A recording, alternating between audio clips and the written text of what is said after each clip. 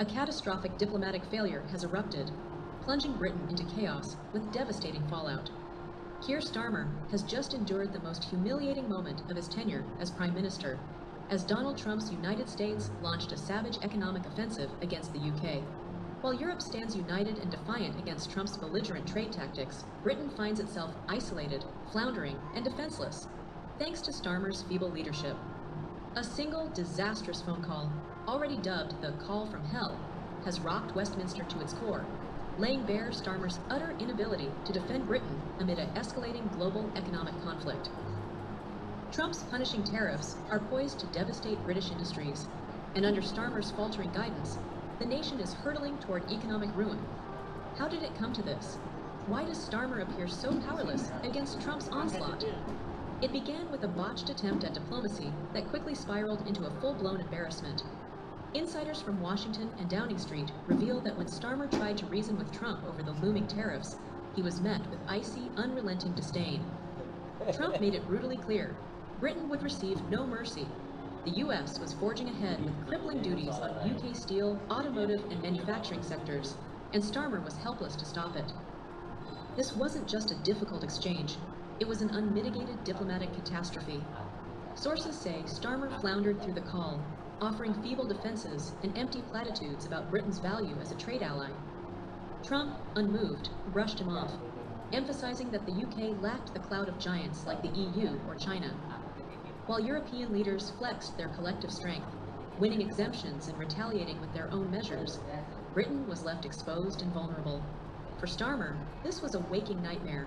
A UK already grappling with economic fragility now faced a fresh, self-inflicted wound, the potential collapse of vital industries under Trump's brutal tariffs.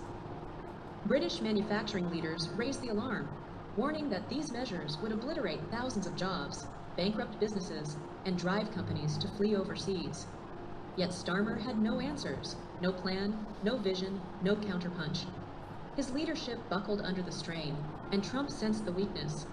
France and Germany, in particular, moved decisively, aligning their strategies and refusing to yield to US pressure. Britain, once a titan of global influence, looked feeble, adrift, and leaderless. What went wrong?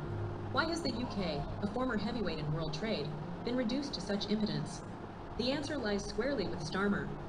His government has been paralyzed by indecision, plagued by internal dysfunction, and utterly devoid of a coherent economic playbook.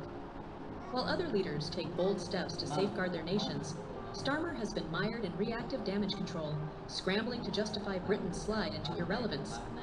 This was no surprise. Trump's America First agenda has long been telegraphed. Yet Starmer walked blindly into the trap, unprepared and unequipped to shield British industries from this economic barrage. Now, with Trump's tariffs looming, the fallout promises to be catastrophic. UK business leaders are livid, accusing Starmer of abandoning them, of letting Britain become a punching bag for global powers. Some warn this could spark an industrial meltdown, with repercussions echoing for years. And the pain doesn't stop there. Rumors of corruption scandals within Starmer's administration are simmering, threatening to erupt and deepen the crisis.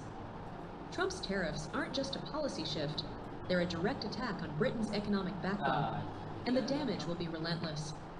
The UK's steel sector, already teetering on the edge, now faces a death blow.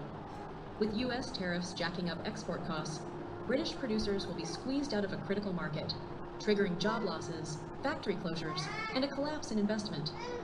The automotive industry, heavily reliant on US trade, is next in line, bracing for soaring costs and disrupted supply chains as American buyers pivot to European or Asian alternatives.